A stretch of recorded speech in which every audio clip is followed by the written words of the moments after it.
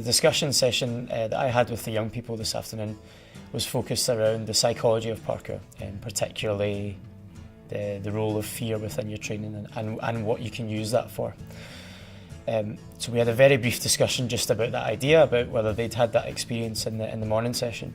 They had a few questions for me, and then we sat down as a group and chatted a little bit about the resources that might be available to research, because for parkour at the moment the scientific journalism is still quite limited. A lot of the research or the resources for research are much more subjective. The parkour community shares everything, so there's loads of videos, loads of blogs. All of the prominent practitioners in the world speak a lot about what they do. So I split them into 3 groups, and I tasked one group with just looking into fear online. So they used Wikipedia, kind of encyclopedic definition, which was very lengthy, and they went through that and they tried to find the aspects that they thought would relate to parkour.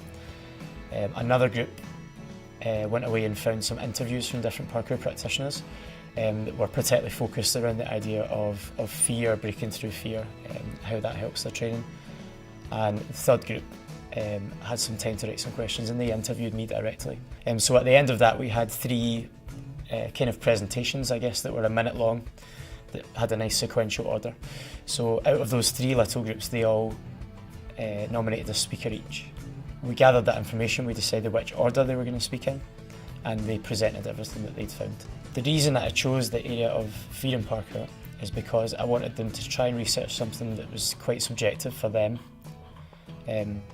Again, relating to the morning session, I kind of went out of my way to make sure that they had the experience that they were going to write about, and so that immediately engaged them with the idea, which was great.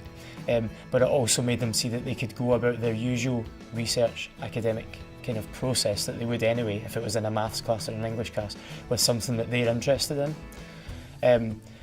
And yeah, I got them to utilise the internet, which obviously for young people today is how they do 80% of their research anyway.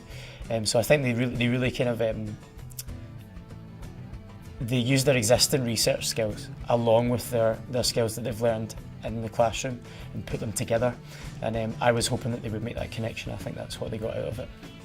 So I think as individuals, this kind of skills that they've developed is initiative, being able to come up with the questions on their own, and again bring that back into their existing skill of research. So it's very much about that kind of initiative, realising that if they go and look at something, they've got a bunch of skills in the bag already that they can use, and it's just a case of relating it to the specific topic.